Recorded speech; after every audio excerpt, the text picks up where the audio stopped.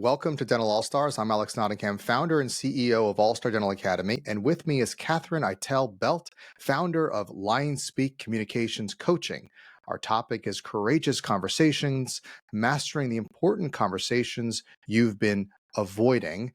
And I also have with us our president of coaching and our co-host, Eric Vickery. Welcome, everybody. Thank Hello. you. Glad to be here, Alex. Really glad to be back with you. So we're going to start with you, Katherine. You are our guest victim, and we're going to have some fun here. Tell us about this courageous conversations and how does it differ from normal conversations? Well, courageous conversations is a conversation, at least in the work context, that we're wanting to have with someone or someone's wanting to have with us about some sort of conflict or some sort of issue or gap in expectations. And the reason that courageous conversations has come about is that I've realized that a lot of people avoid these conversations because they don't think they will go well, and they don't believe they have the skills. They think if we have this conversation, I'm going to get the cold shoulder for 2 weeks, and no one's going to speak to me, or they're going to burst into tears, or they're going to be angry, or things will get worse, not better.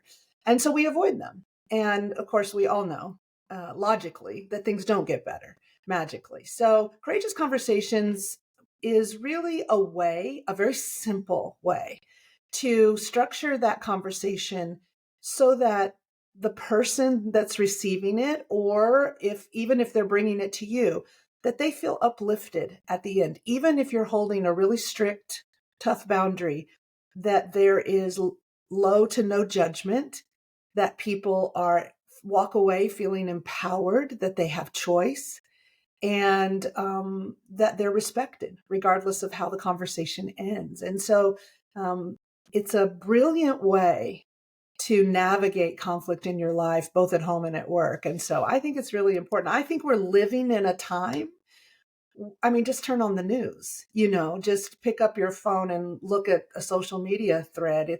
It seems nearly impossible for people in this day and age to have a difference of perspective or opinion and be respectful and kind and uplift the other party, even if they don't agree. And so I just think we're surrounded by the inability for people to do this. And so I'm on a mission to help, because I don't think it's impossible, and I don't think it's that hard.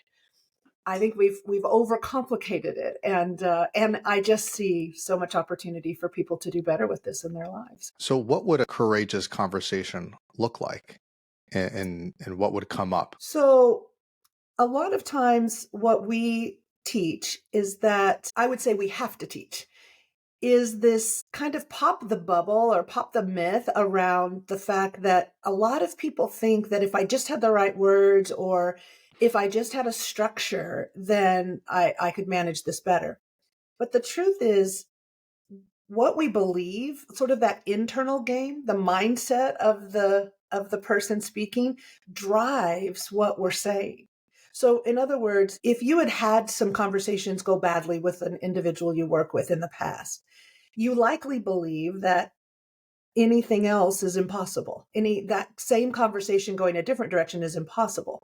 And so, or you might believe certain things we find a lot of people believe certain things about millennials or boomers, or, office managers or DSOs versus, we have these beliefs around people and situations and circumstances that drive what we say and how we say it.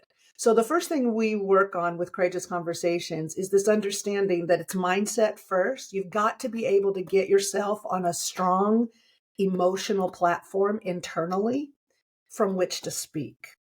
Right. So out of anger, out of frustration, out of pessimism, and move yourself internally. You've got to have some skills to move yourself over into a place of greater optimism, some way of stepping into this idea that people have choice. And so when you speak from there, it's a very empowered place to speak from. And then the framework's pretty easy. I always say, I could give you the framework right now, But if you used it from this internal mindset platform of pessimism and Mm, negativity and anger or whatever, you'll fill in the blank, it won't work. yeah, But I contend if you first write that ship and then you use the framework, it'll work every time. And so so we don't true. teach scripts. We're not a big fan of scripts, but we love frameworks. We want people to be who they are because I think authenticity matters. I think people know when they're being read to from a script and it's Mm, in, inauthentic. But I think but we do need structure or otherwise we're just winging it and emotions will take us in all kinds of different directions. So in order to not be a slave to the emotion and to have some structure, we teach frameworks. And so that, that's a big statement from a coach to say it'll work every time. But so far, that's been my experience. When people can get on a stable emotional platform and then they speak and use the framework from there, it works every time. yeah, the perfect example, we hear this all the time, Catherine, maybe post situation is somebody flew off the handle. The emotion Mm, got the better of them and they just went sure. with it. They could use all the words and fancy terms and framework you give them, but if they're coming across as angry and their EQ Yeah. is off, just, you know, they're Yeah. boiling, it's not going to Yes. work. Or Hmm. if they're fearful and they avoid, and there's all these repeated conflicts or all these repeated issues that they don't tackle, and then it's this volcano of eruption that happens. Sure. And if you have more consistent conversations, of course, that'll go better. But it's taking a step back and understanding who am I being in the moment so that I Hmm. benefit this person that I'm approaching. That's what I'm Yeah, hearing I you love say. that. It's so good. And Yeah. we talk about a concept. It's been life changing for me. So we teach it in this mindset piece, but I call it flow and mud. So I have people imagine a river in front of them, and I say this river represents all the good things in life. Like this river is a great current, it's a great temperature, it's clear and beautiful, and we just float effortlessly in it like a cork. So that flow represents all the moments in our life that are good. The day we held our newborn Mm, child, or walking down the aisle to the love of our life, or we got the job, or we graduated from school, or whatever it is, those moments. And so I have the audience say to tell me, how do you feel in those, like what were feelings you experienced in that moment? And they'll name things like confident or peaceful, content, certain, all these positive emotions. And then I say, but we don't get to spend our whole life there in the flow. It'd be great if we did, but we don't. Life happens. And so there are these muddy banks on the side. And so if we step out of the flow into that muddy bank, those represent the opposite. Those are the times in life when we can't find anybody to, fill this spot at our office, because nobody responds to the to the ad or the interviews. We're frustrated. We're maybe even a little panicked, or someone has triggered us. Something has happened, and so now we're in the mud. And so I ask them, when life is not going so well, how do you feel there? Give me some. And so they'll give me, it's a range, right? It's everything from being a little miffed to being devastated because maybe someone we loved passed away. I mean, it can be mm, everything in between. But what I say is, it's a mindfulness game. It really is a mindfulness game. So if you start to get in tune with how you are feeling at any given moment, I contend that if you can recognize, which I believe anybody can, begin to recognize, I'm over here in this mud. And I know that based on how I feel right now. mm. So I've been triggered, and my job every day is to it's a game. It's more not a job, it's a game. I play the game of how quickly can I realize I've been triggered and I'm in the mud, and how quickly can I get back to the flow. There's very few humans that ever live in the flow, but all the time. But we play this game, and we can. And so if I can, I ask them, do you think the conversation would be different having it from the mud than from the flow? So the first reaction should be, where am I? Where am I? The first time something happens and you're triggered, or someone comes walking down the hallway shaking their finger at you saying, I want to talk to you today before we go home, because if she's here tomorrow, I won't be. Well, boom, you've got conflict sitting in your lap. And the first step is to ask yourself, where am I? Before I open my mouth, where am I? Am I in that mud or am I in this flow? Because if I'm in the mud anywhere, then I just am going to try to inch myself back over to here where I know everyone is at choice and most things work out. And all I have to do is get in this conversation and explore some of the, and use the framework there. So we can talk about what that framework is. The framework's really simple, and I think it needs to be simple. I think in conflict, if you try to give somebody 17 steps to solve the conflict, their emotions are high and they're never going to remember it. So complexity is not your friend when your emotions are triggered. You need So true. simple. And Yeah, so true. that's exactly what we teach. Yeah. I liked how earlier you mentioned that you don't like scripts. I actually had a question I wrote down about that Sure. about what do you think about scripts? Well, you answered the question because we're not fans of that for Mm-hmm. multiple reasons. And typically scripts are trying to do it an easy way out or a way to manipulate because they have to say it that way. They don't work. And like you said, even frameworks don't work if you don't have the right heart behind it. If you don't That's have the right. right state behind it. If you That's don't have right. the right emotional intelligence behind it. But frameworks give you more freedom than scripts do with respect to that. So I wanted to notate that. Yay, check off the box. That was great. Yeah. Yeah. You passed the interview. You're hired. It's great. So Well, that's wonderful. Give us, if we're listening, what's the framework? So let us yeah. know what is the framework, and then how can this apply to an office? How can it apply to team members? And also, how do we address this? This is a big issue you're going into. I mean, we're talking about flow, emotional well-being. Like, how do we cultivate that? Almost sounds like that's a prerequisite or something we want to work on. Is how do we cultivate more sanity in the office for people? Because if we're look, any situation, if we're calm and relaxed, there's probably going to be a better outcome regardless. But if we're not and we're triggered and we're merging with something going on, or we have the wrong perception is reality, Mm-hmm. then what goes on? So walk me through the framework, because like, what's that? And then also, how do we put into play those prerequisites? Yeah. Okay. Great. Great questions.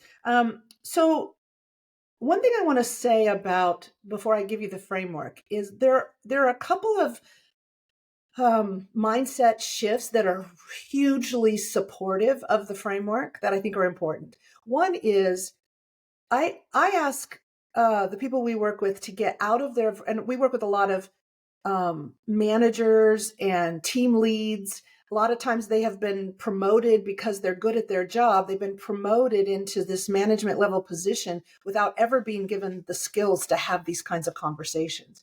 And I think we lose a lot of really great talent because they get in there and go, this is not fun. Having these kinds of conversations are not fun. And so I think we lose a lot of talent because we don't give them the training they need from the get-go. So when we're working with folks like that, one of the things I ask them to get out of their mindset is that people have to do anything. That they have to do anything. People do not have to do anything. Thank goodness we all live in America where we have freedom of choice. And so people don't have to, let's say work starts at 7. That's the time we expect people to be at work. People do not have to go to work at 7:45. There are lots of jobs they can have that don't start then.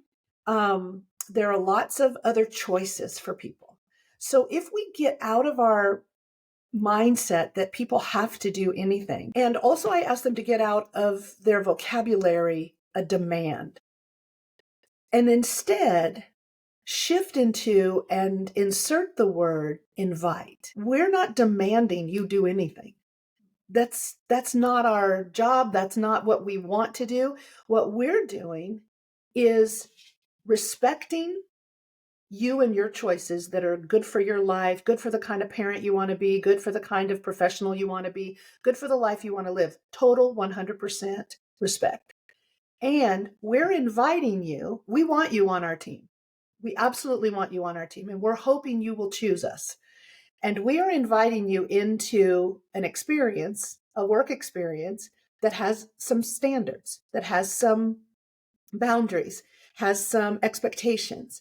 And by no means are we forcing you. By no means are we demanding. We are inviting you in. And if you choose, if you accept our invitation and you choose and you walk over the threshold of this building tomorrow morning, you're essentially raising your hand saying, I sign up for that.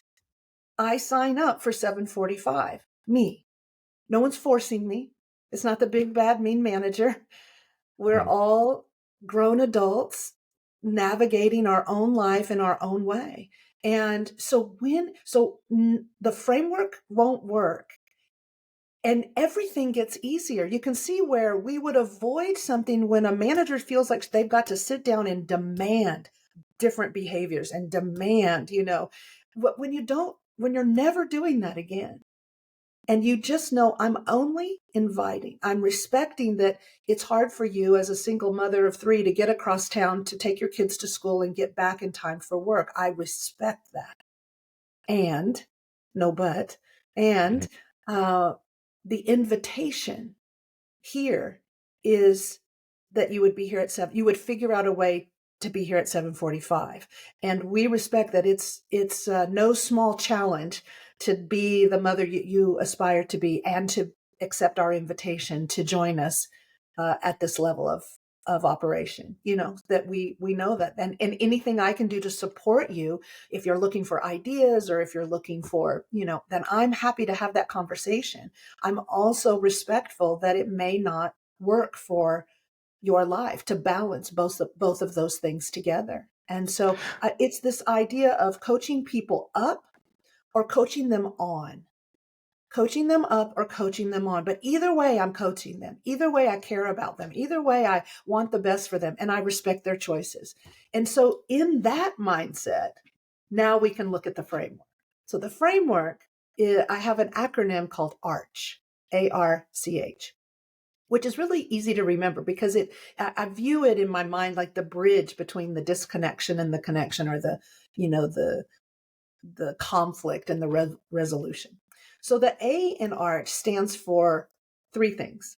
One is to affirm something about them that you, especially if it can relate to the situation. And I always say, be careful here because people know the truth and they know when you're giving a false compliment. You're really great, but it's like, you might as well have saved your breath. So what we want to do is affirm something that's true. And sometimes the most true thing we can say is, I really appreciate the fact that you're willing to get in this and have this conversation with me today, something like that, but something that we can affirm. Then we try to find a place of agreement. So where around this subject, where around this issue would we agree? We get that we don't agree. We get that from the beginning. That's why there's a conflict. But so let's say someone's late to work, and that's what we're having the conversation about. So I would say, Sarah, would you agree? Well, first of all, I would start by, can I back up one bit? Before I go into the framework, one important thing to do is go ahead and set the context for whatever it is you want to talk about. Sarah, I want to talk to you about what time you're getting to work every day. You set the context. But before I launch into ARCH, which is me talking, I'm going to hit the pause button for one moment. And I'm going to say, Sarah, how do you think I have some ideas I want to talk about, or I have a request I want to make.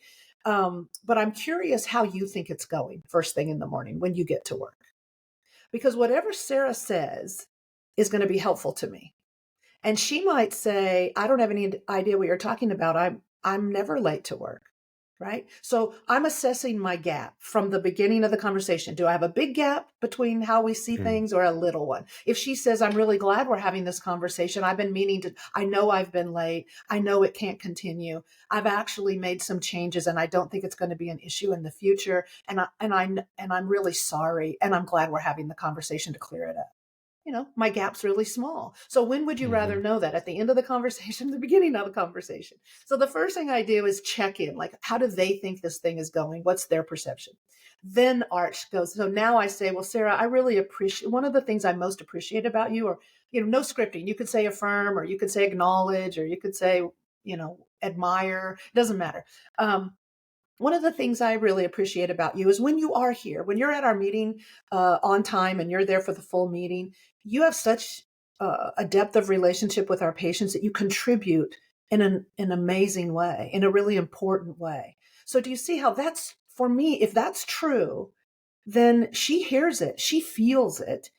And we start from this, I don't think everything about you is wrong. I don't think everything about you is not working. It's just, I have a request about one thing, but this is what I admire. Then I'll say, Sarah, would you agree that when everyone's here on time, when on those days where everyone is on time for the meetings, those meetings go better, the days go better, and we tend to get our lunch and we tend to get out on time. That tends to be the norm when we start on time. Would you agree with that?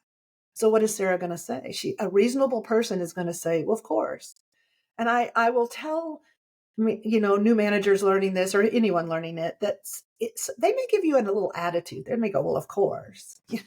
And I just take it. I just go, okay, all I want is a nod of the head that they agree, that closing up using our checklist at the end of the day secures our patient's information and that's important. That's an important standard for the business, so I'm just looking for where can we agree on this issue, because we're getting ready now to launch into R, which is where we're going to make a request or navigate and negotiate a resolution, a new agreement. So I want to launch into that from a place of agreement and from a place of affirmation. And so that's what the A is for. There's a third thing, and that is as you move into R, connect those two with the word and, not the word but. Because the word but, I think you're really great, but you're going to have to be at work on. That's a big eraser of what came before. So and connects those. It says both of these are true instead of one or the other is true. So you can connect them with and now we're fully in R. And R is where we negotiate new agreements. I once heard it said that all upsets are due to one of two things. Either there never was a clear agreement around this thing, and we've got to create clarity. We've got to create a new agreement so that everybody's really clear. Or there was an agreement and somebody's broken it. And now we have to talk about this broken agreement. And so if you think about that in R, those are the two things we're trying to figure out. Which one is it? Are we establishing a new agreement because we realize now we never had one and we need it? Or was there one, work started at 7:45 and someone's broken it, and that's what we're navigating. So I find that to be very helpful here. And this is where you're either going to call someone to that higher standard, or you're going to be creative in how, the two of you are going to create some new solution. A lot of times that's what it requires. And I find it's very helpful to have this part of the conversation if the owners of the business, the owners, not the managers, but if the owners of the business have established some cultural standards and everyone was clear about the cultural standards. So if let's say one of the standards that was made clear to the team was ongoing growth, that at any time you work in this business, everyone who works for us is working on something. They're growing into something. That's a standard. So if you have that standard, then the manager having this conversation is able to say, Sarah, you'll remember that when we were at our annual meeting, our owner talked about the cultural standard of ongoing growth. So this conversation is in service to that. My job and your job, since neither one of us own the company, my job is to help you grow into that standard. And so I'd like to have a discussion about how we can help you do that.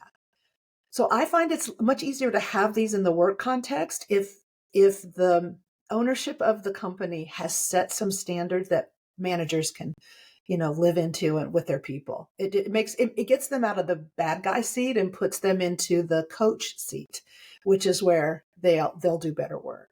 So in the R, that's where we negotiate. That's where we negotiate. And that's where that respect of people having choice, remembering everyone is at choice. There are no victims here, but people think they're a victim. And sometimes we accept that from them, but I don't.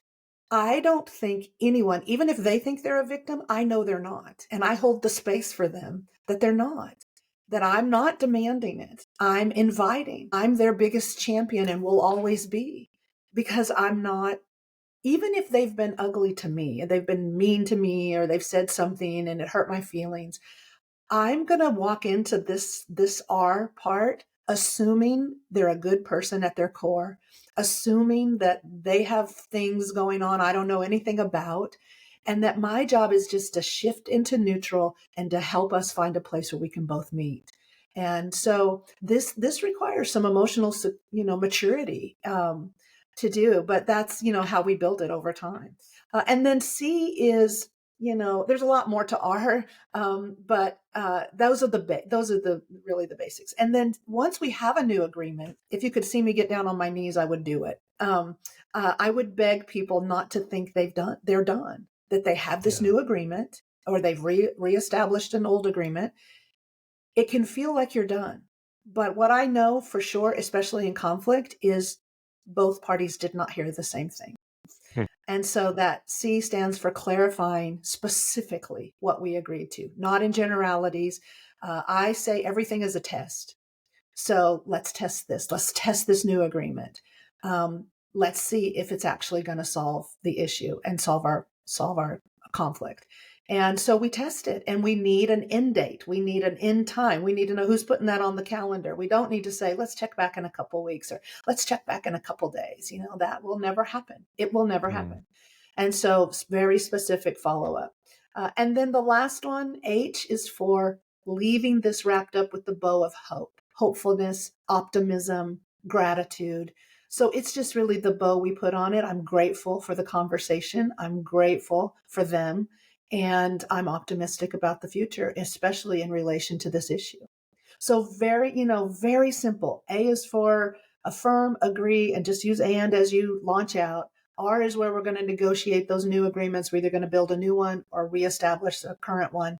And then C, we're going to confirm. And H, we're going to tie that up with a bow of gratitude and optimism. So super simple, but we often haven't learned it. And so we're just trying to be right and trying to win. And we leave two dead bodies in the wake, And so, In the mud. so it's been great to teach. It's been great to see people lean into this and write to us and say, this simple little framework has changed everything at work. And you don't get better at it at work and not get better at home. Not get better around your dinner table. That's the beauty of this skill. I love what you said, hold the space. I think that's a skill in itself, in presence and allowing people to unfold when this loving presence. I have coaches that work for us. I have coaches that coach me. I have a mindfulness coach, and she does a great job just holding a space. Yeah. Tom, our buddy Tom, who does our accounting and helps out with marketing, he's so great. He just listens to you. Just sits there and listens, and he's like, "Wow, that's brilliant." And it's such a healing quality. And Eric, you do a lot of this stuff. I love Eric, and I love debating with Eric. It's fun because he's so smart, but he does, when we disagree, it's so sweet the way he does it. It's never an argument. It's always, have you thought about it this way?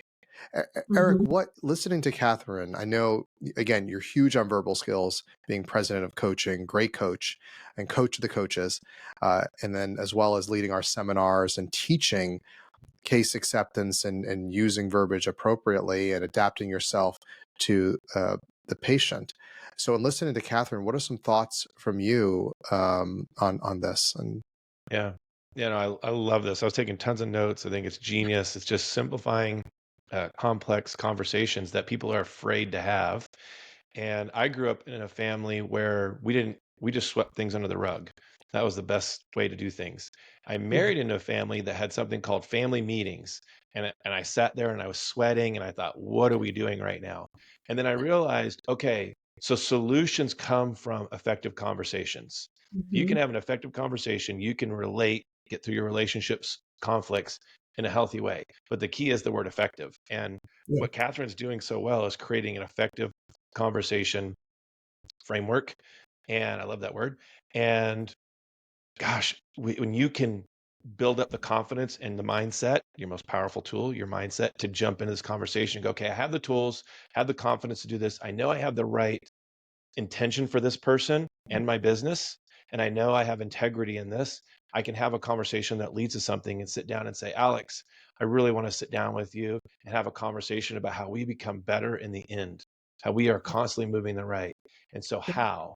And then I go into the how questions, which is really what she's talking about. How are we in agreement, right? How are we in alignment on some things? Make some emotional deposits, right? I love Yeah. this. How well you do things. I love how you do and affirm what it is. Make some emotional deposits, and then you transition right into an agreement. Our culture. Here's what we said. Our culture commandments are this.